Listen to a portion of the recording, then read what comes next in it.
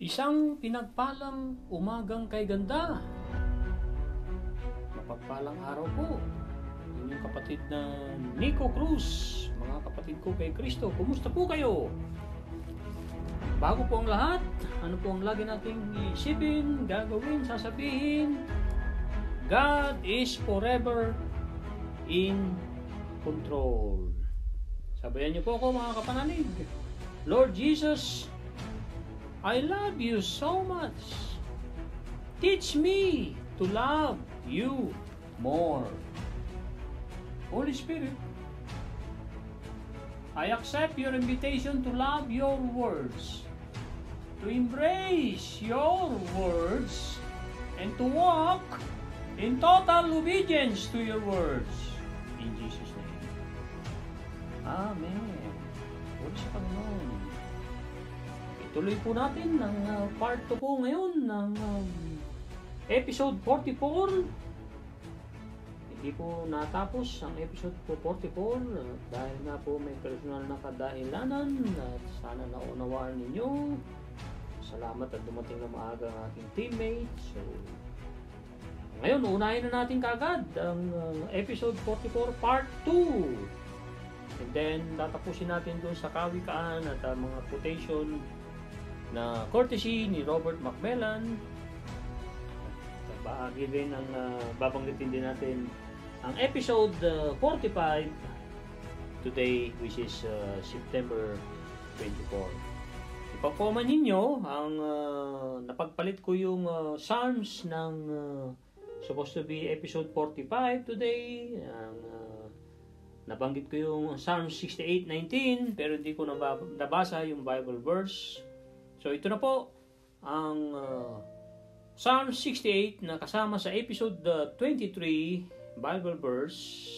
Dahil lahat ng mensahe na sinulat ni Sarah Young, na mensahe ni Lord Jesus Christ sa atin lahat, enjoying peace in His presence, Jesus Calling, napakagandang libro ni Sarah Young ay Bible-based po. Ito na po, it says on verse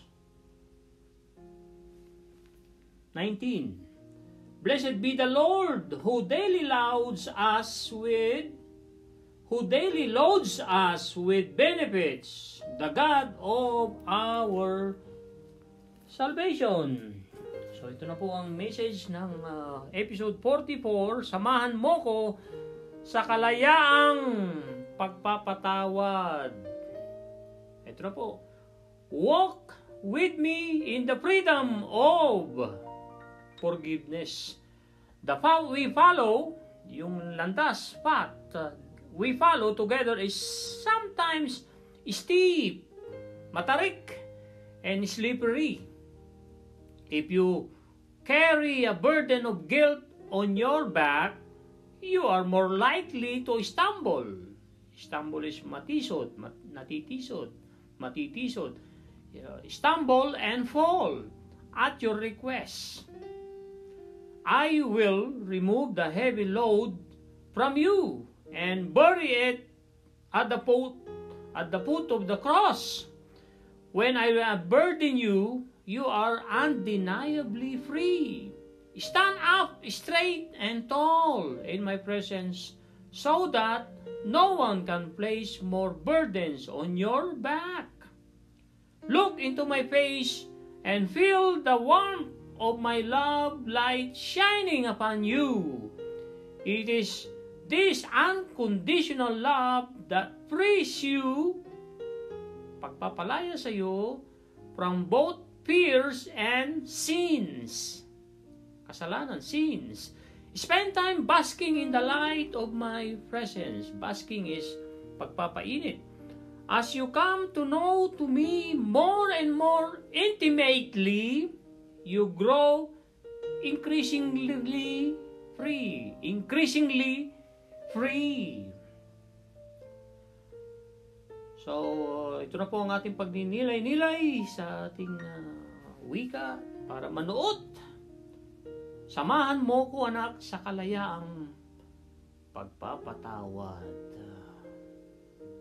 Yan ay landas na sinusundan mo kasama ako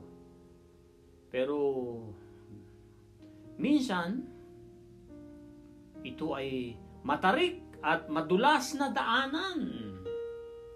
Kung dadalhin mo ang mga pabigat sa iyo, like guilt, sa iyong likod, sa iyong likuran, parang sinasabing backpack, you are more likely to stumble. Pagka ginawa mo yan, na dinala mo ang mga pabigat sa iyo ng halimbawa guilt, ay yan ang magbibigay dahilan para matisod ka at madulas ka or matumba ka. At your request, sabi napakaganda pong mensahe ko ito. At ito'y pag nilay natin. At your request, sa iyong hiling, anak, pwede kong tanggalin ang mga mabibigat na pasanin mo sa iyo. At pwede kong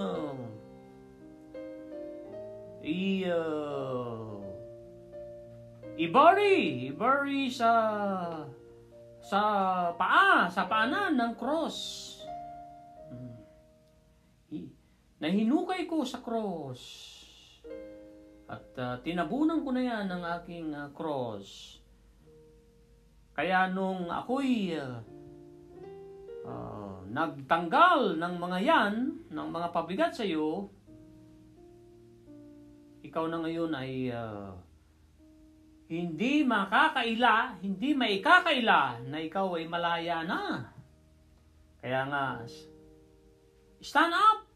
Tumayo ka ng diretso and tall na ikaw ay mataas, matangkad sa aking presensya.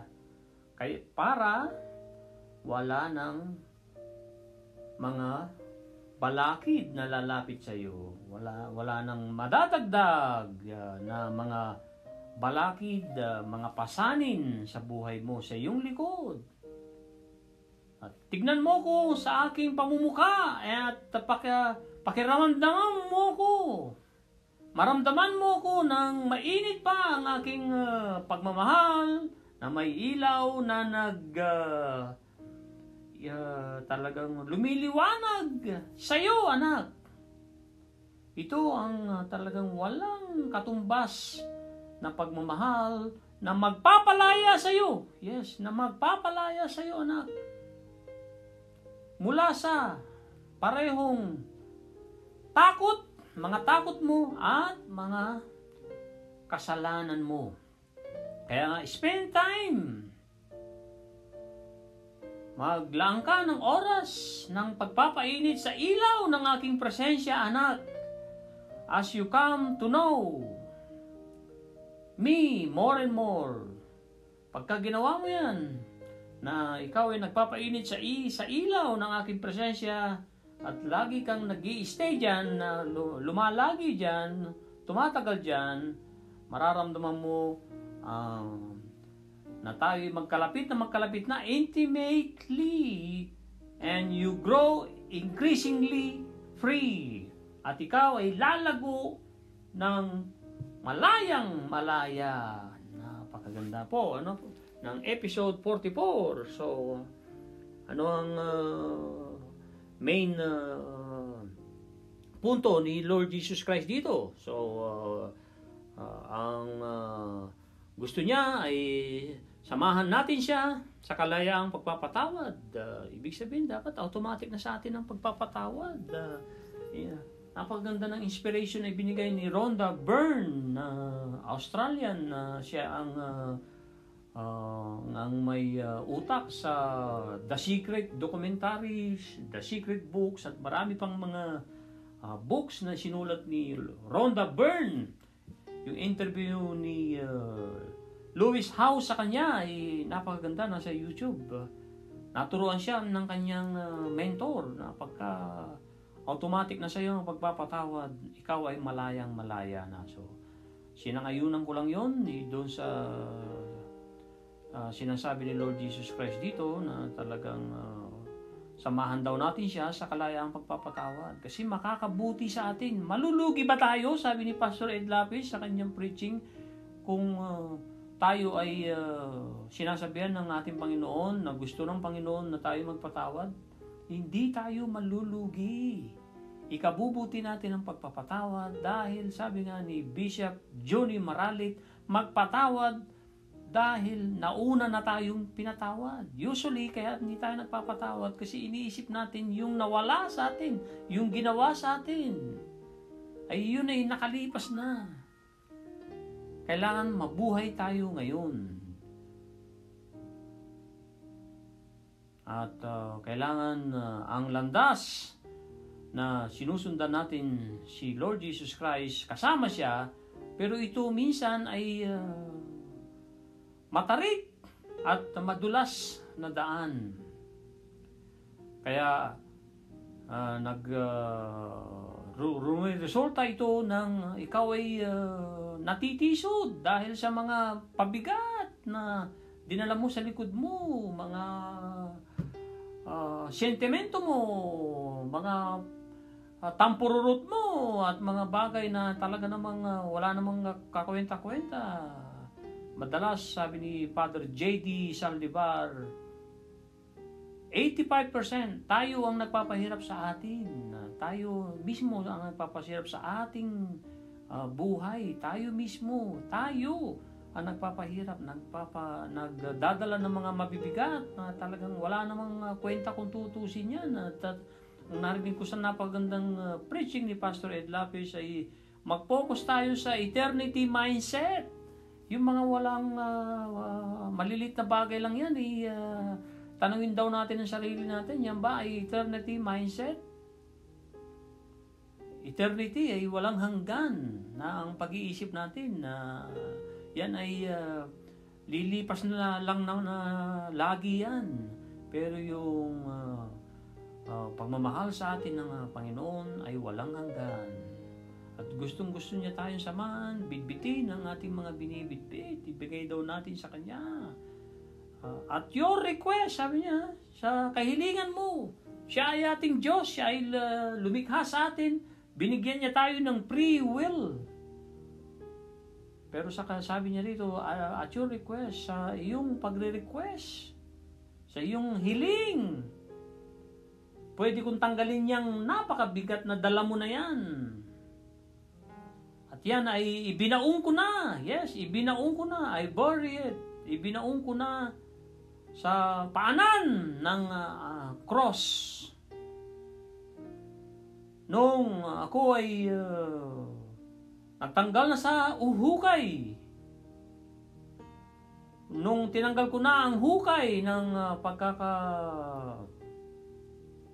yung mga pasanin mo na yan sa yung binibitbit, ikaw na ngayon ay hindi na makakaila na ikaw ay malaya na. Kaya tumayo ng diretsyo, ng mataas sa presensya ng ating Panginoon. Yan ang pananawagan niya sa atin na walang makakatanggal, walang makakapaglagay ng mga pasanin at pabigat sa iyo. Walang ibang tao makakapagbigay sa iyo ng mga burdens na yan, ng mga pabigat na yan sa iyong likod. Kaya tignan mo ko face to face at maramdaman mo ang init ng aking pagmamahal na may ilaw na nagniningning sa iyo, anak. Ito ang bagay na walang katapat ng aking pagmamahal na magpapalaya sa iyo mula sa parehong mga takot mo at mga kasalanan mo. Kaya maglaan ka ng oras sa akin ng pagpapainit sa ilaw ng aking presensya. At pag ginawa mo yan, as you come to know me, na inaalam mo kung sino ako, yan ang magbibigay ng daan para makilala mo ako ng todo-todo, intimately. At lalago ka ng malagong-malago at malayang-malaya. Woohoo! Napakagandang mensahe ng ating Panginoong Jesus. So, proceed na po tayo sa episode 45. Mamuhay ka munang una na nangunguna sa lahat sa aking presensya. Psalms 89,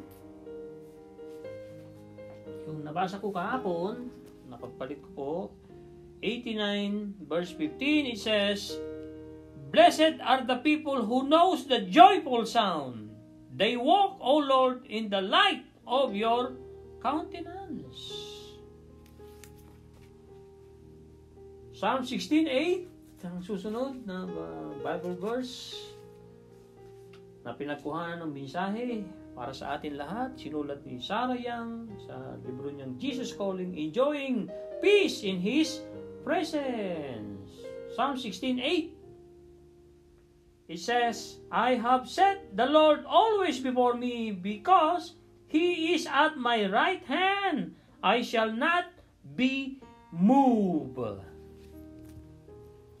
And then 2 Peter verse 1, or 2 Peter chapter 1 verse 2, it says, "Grace and peace be multiplied to you in the knowledge of God and of Jesus our Lord." Amen. Jesus our Lord. Ito na po ang napakagandang mensahe, episode 45. Mamuhay ka munang una na nangunguna sa lahat sa aking presensya. Live first and foremost in my presence. Gradually, you will become more aware of me than of people and places around you. This awareness will not detract, hindi mayalis or hindi mababawas from your relationships with others. Instead, it will increase your ability to give love and encouragement to them. My peace will permeate, tumagos, permeate your words and demeanor. Demeanor ay kilos. You will be active in the word. Yet, one step removed from it, you will not be easily shaken, because my enveloping presence buffers, which is buffers ay neutralize, buffers the blow of problems. This is the path I have set before you. As you follow it wholeheartedly, you experience abundant life and peace. So, gusto ni Lord Jesus Christ sa kanyang mensahe ngayon na mamuhay tayo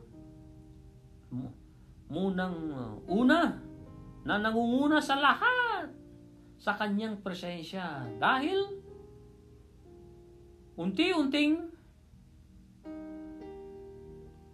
nangyayaring na nagiging may kamalayan tayo sa ating Panginoong Hesus. Na may kamalayan tayo, awareness, na may kamalayan tayo sa ating Panginoong Hesus mula sa mga taong at mga lugar na nagpapalibot sa iyo.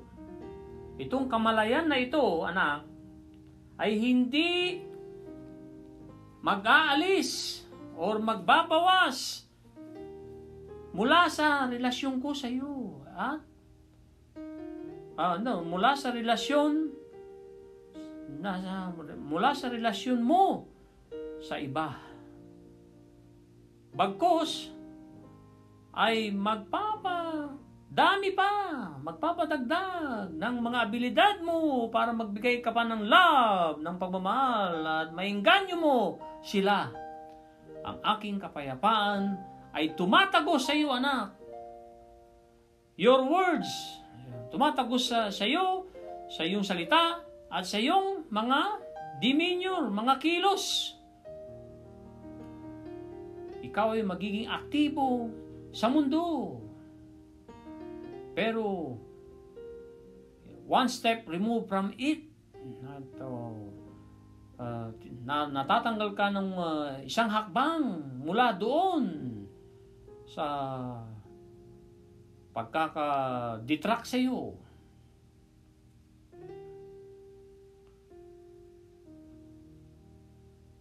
And then, hindi ito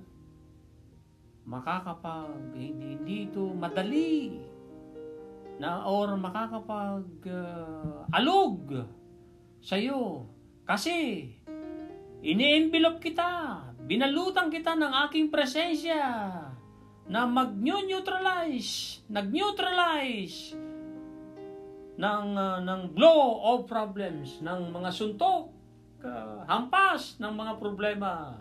Itong landas na ito, I have set before you, sabi ni Lord Jesus Christ. Itong landas na ito ay ginawa ko bago ka sa susunod mo sa akin ng taos-puso. Mararanasan mo ang napaka-abundant life and peace, na kaaya-ayang buhay, masaganang buhay, at punong-puno ng kapayapaan. So, sunggaban natin ang inaalok na kapayapaan at punong-puno ng blessings ang pinagkakaloob sa atin ni Lord Jesus, na hindi mag-aalis or magbabawas sa ating relasyon sa ibang mga tao.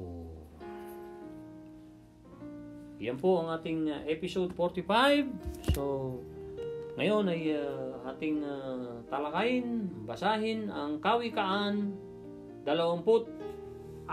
Buong aklat po ito ng 24. Ito po ay karugtong pa ng 30 special na kawikaan na inilagay sa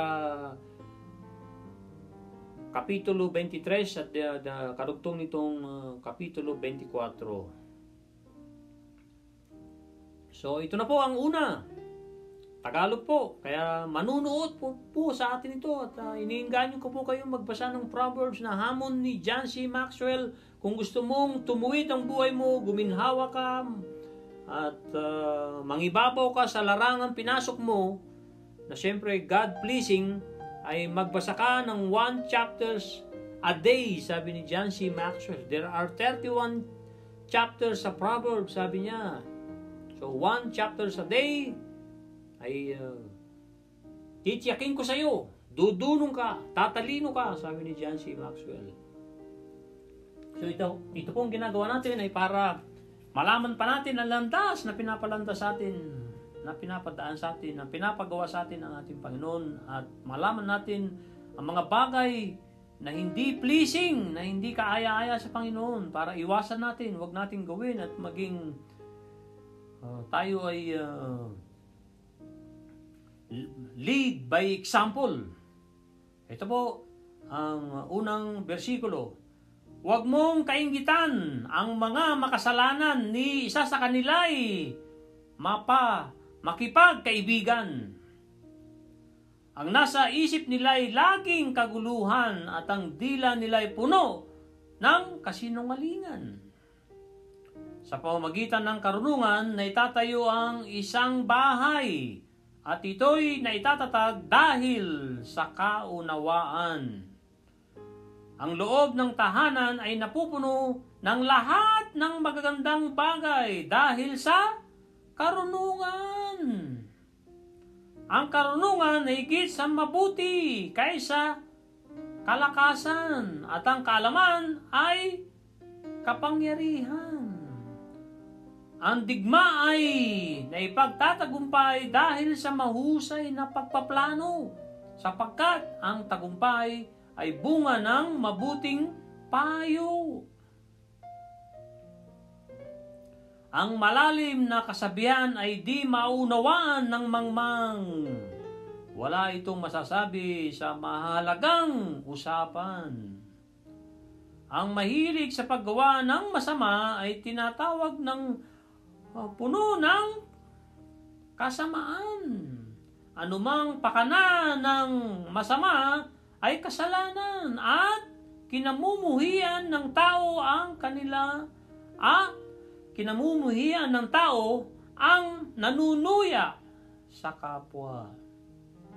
Kung hindi ka makatagal sa panahon ng kahirapan, ay nangangahulugang ngang ikaw ay mahina.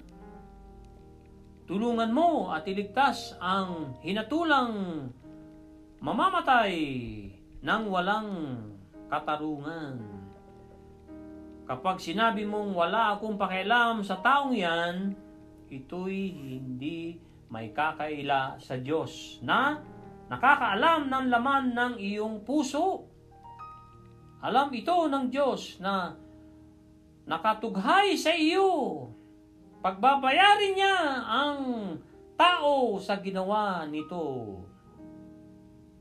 Anak, uminom ka ng pulot, pukyutan, at ito'y makakabuti sa iyo. Kung ang pulot pukyutan ay masarap sa panlasa, ang karunungan naman ay mabuti sa kaluluwa. Kaya hanapin mo ang kaalaman at magkaroon ka ng magandang kinabukasan.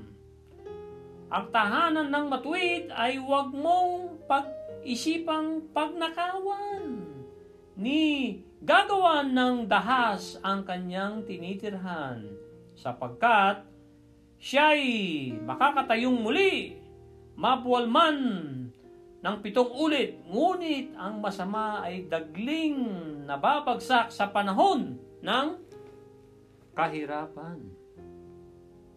Huwag mong ikagalak ang pagbagsak ng iyong kaaway ni ang kanyang kapahamakan. Kapag ginawa mo iyon, magagalit sa iyo si Yahweh at sila'y hindi na niya parurusahan. Madalas banggitin ito ni Pastor Ed Lapis. Kawikaan 24, versikulo 17. Huwag kang maiinggit sa mga gumagawa ng masama ni tutulad sa kanilang mga gawa. Ang masama ay walang kinabukasan, walang inaasahan sa hinaharap. Anak, igalang at sundin mo si Yahweh. Gayon din ang hari. Huwag mong susuwayin ang sinuman sa kanila, sapagkat bigla na lang kayong mapapahamak. Hindi ka ba natatakot sa pinsalang magagawa nila sa iyo? Mga karagdagang kawikaan.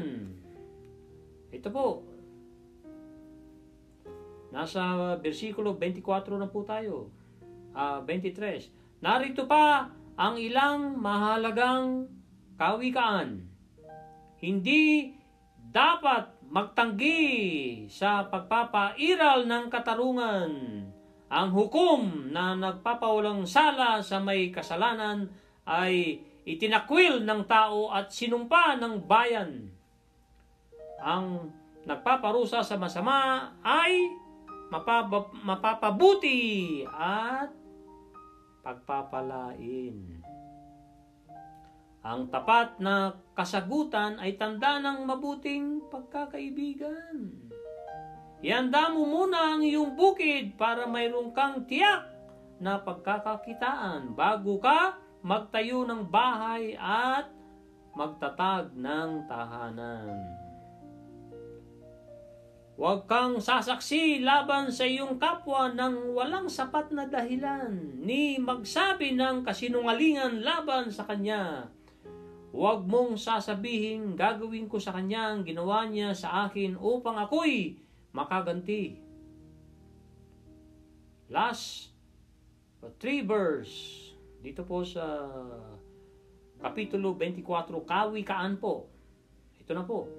Napadaan ako sa bukid at ubasan ng isang tamad at mangmang. Ito'y puno ng matitinik na damo at gumuho na ang bakod nito.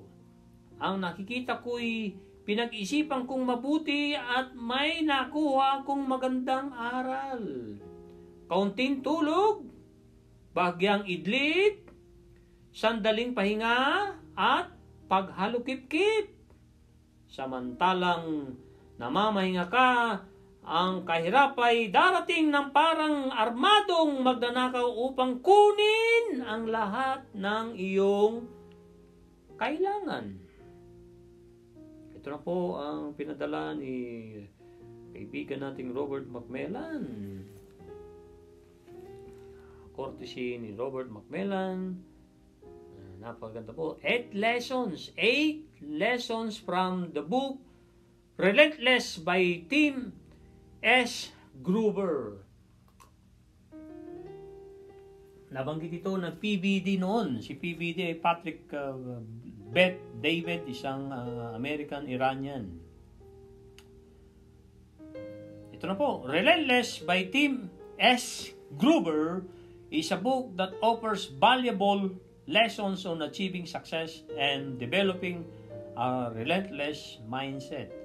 Ibinabahagi ko po ito mga kapanalig, kunin lang po natin ang makakabuti sa atin. Hindi natin isinusubong lahat ito na ipipilit, kundi ito ibinabahagi natin dahil alam natin makakatulong, pero kung it doesn't apply, it doesn't suit sa ating buhay, ay maghanap ng iba. Ito na po ang number 1. Embrace a relentless mindset. To achieve greatness, you must adopt a relentless mindset. This means having an unwavering commitment to your goals, pushing through obstacles, and refusing to settle for mediocrity. Number 2, be obsessed with your craft. Success requires an intense level of dedication and obsession with your chosen field. Develop a deep passion for what you do and strive for constant improvement. Embrace the mindset of always being a student, continuously learning and growing. So, dapat tayo ay talagang tuloy-tuloy na matuto. Ang obsession, sabi ni WCS, William Clement Stone, ay tulad ng obsession ni Thomas Alva Edison sa invention. Sila Henry Ford naman, ang obsession niya ay paggawa ng kotse, which is yung Model T na nakagawa ng 15 million Model T bago naging Model A. So, obsessed si Henry Ford sa paggawa ng kanyang kotse, kaya nagtagumpay. At kung ang ibig sabihin ng obsession ay yung talagang mag-uubos ng iyong oras, ng panahon. Ang obsession sa palagay ko, pag ginamit natin yan sa mabuti, katulad na lang tayo obsessed na matuto pa, na maglingkod sa Diyos, alamin ang mga gusto ng Diyos, huwag sundin ang mga hindi pinapagawa sa atin. Kung obsessed tayong sa ating salvation, na paligayahin ang ating Panginoon sa ating iniisip, sa ating ginagawa, at sa ating sinasabi, ay makakabuti po yan. Usually, ang obsession ay implies negative. Pero kung gagamitin mo yung salita na yan, tulad na lang ng encouragement ni WCS, isang napakagaling na Kristiyano na sabi ko nga, pinicture ko siya sa episode 44 or 44 ay sinabi ko doon yung kanyang istorya. So, ini-encourage tayo ng obsession natin ay gumawa ng kabutihan. Number 3, embrace discomfort and adversity.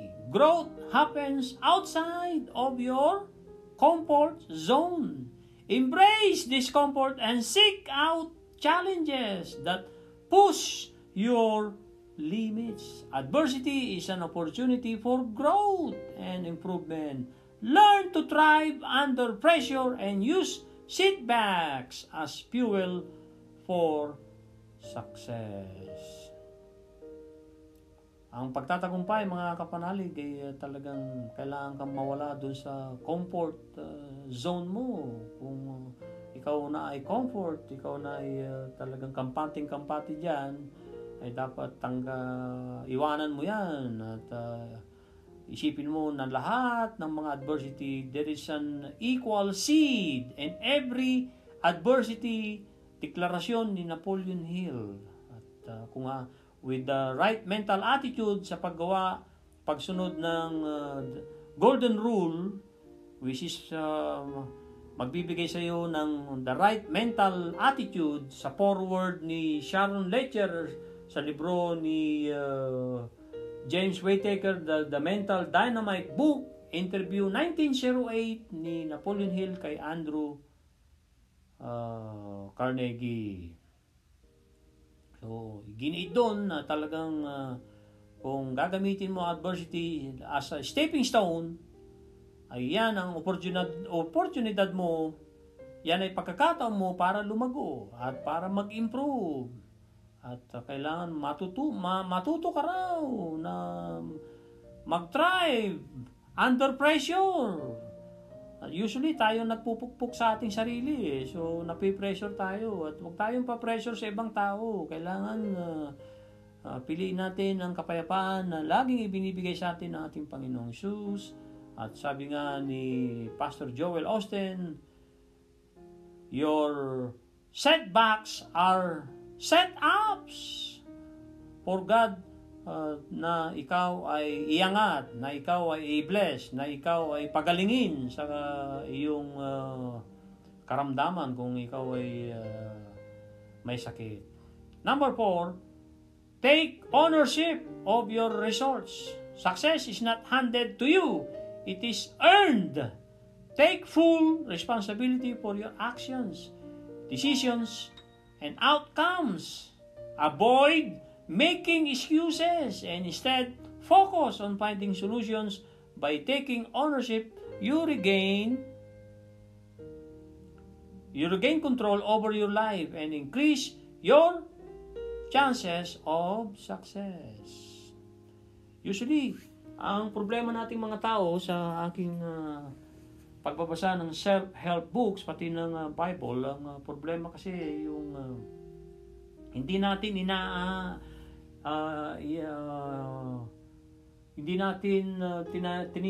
tinatrato na tayo ang nagmamay-ari. Halimbawa, tayo namamasukan, halimbawa sa cleaning namin, sa aming pagpasok sa mga buildings ng ating clients na bigay ng Panginoong Hesus, ay dapat akuin natin yun na tayo ang mismong nakatira doon o tayo mismo ang nag-oopisina doon at ginagawa natin ng paglilinis ng tapat na tapat dahil tapat na tapat tayo sa Panginoong Hesus at inaako natin ang responsibilidad na yan na isang napagandang pagsamba sa Panginoon na pag tayo nagtrabahong tapat na tapat sa Panginoon. Ang tagumpay ay hindi ibinibigay sa iyo.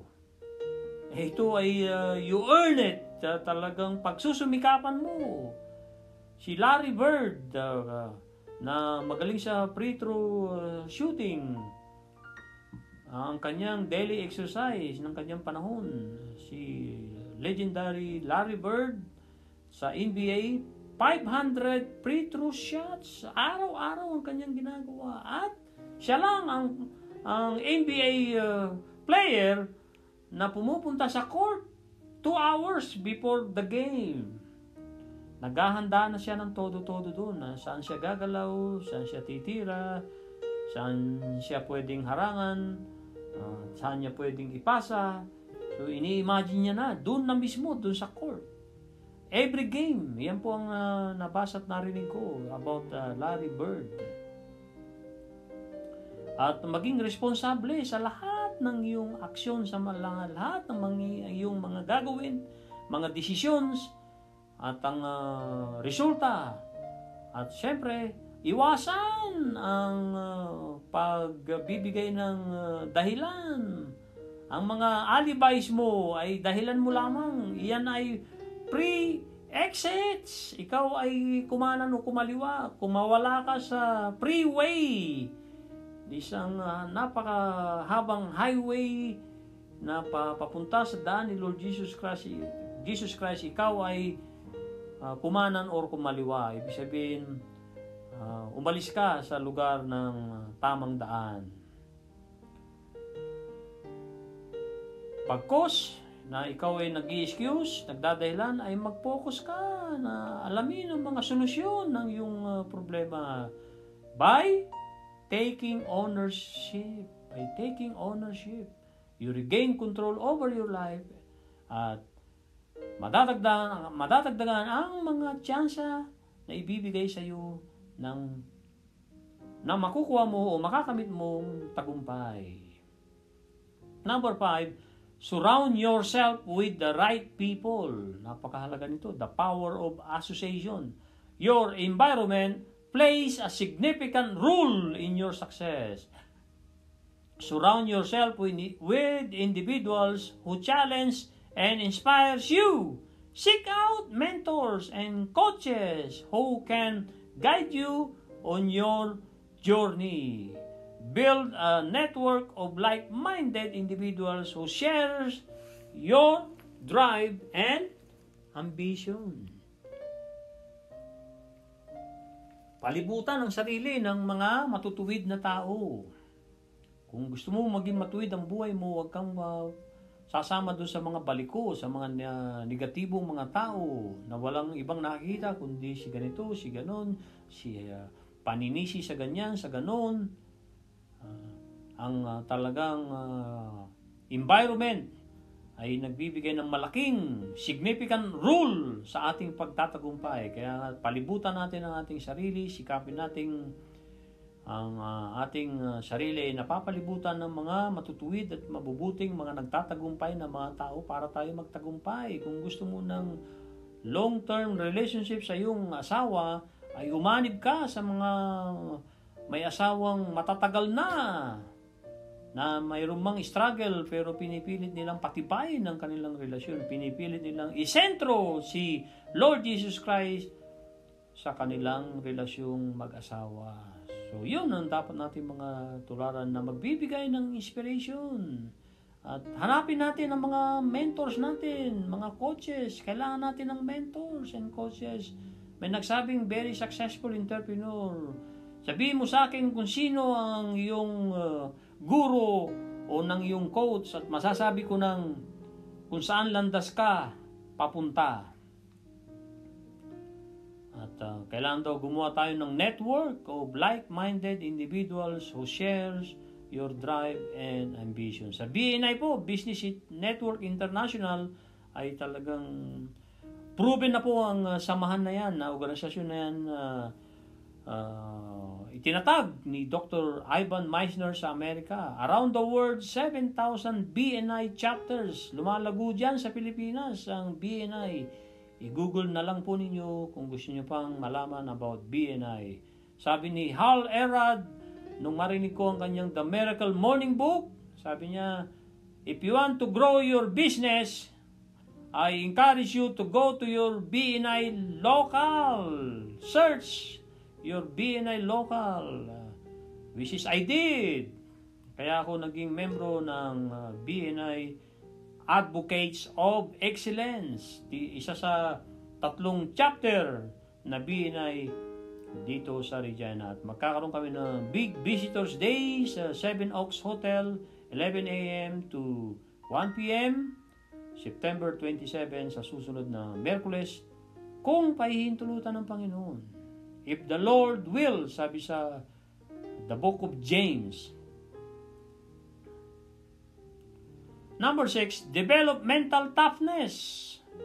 Mental toughness is crucial for achieving success. Train your mind to stay focused, disciplined, and resilient.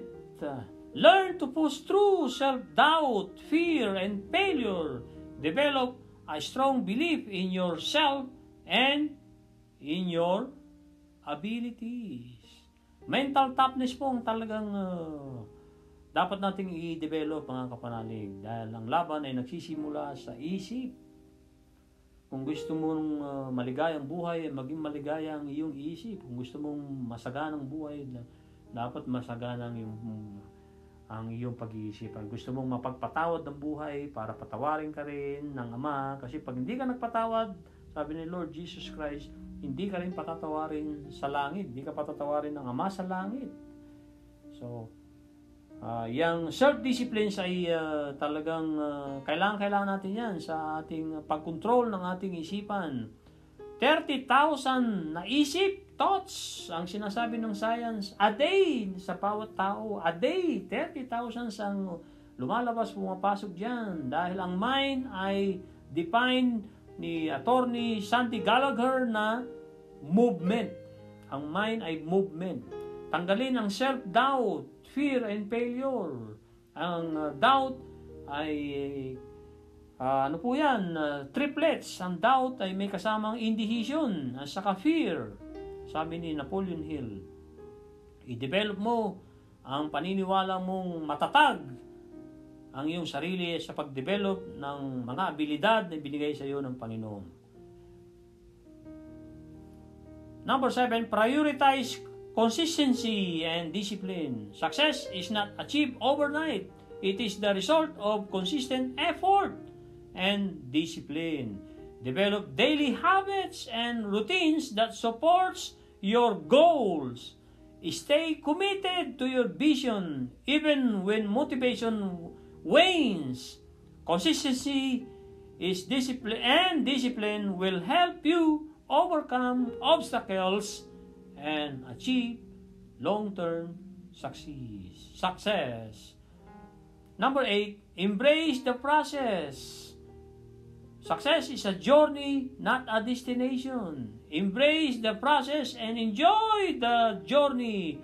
Set meaningful goals.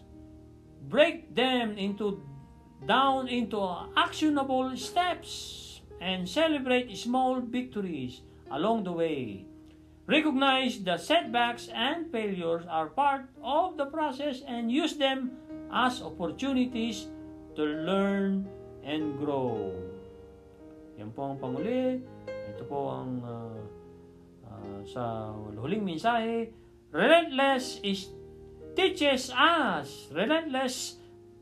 us that success requires unwavering commitment, a relentless mindset, and willingness to embrace discomfort and challenges.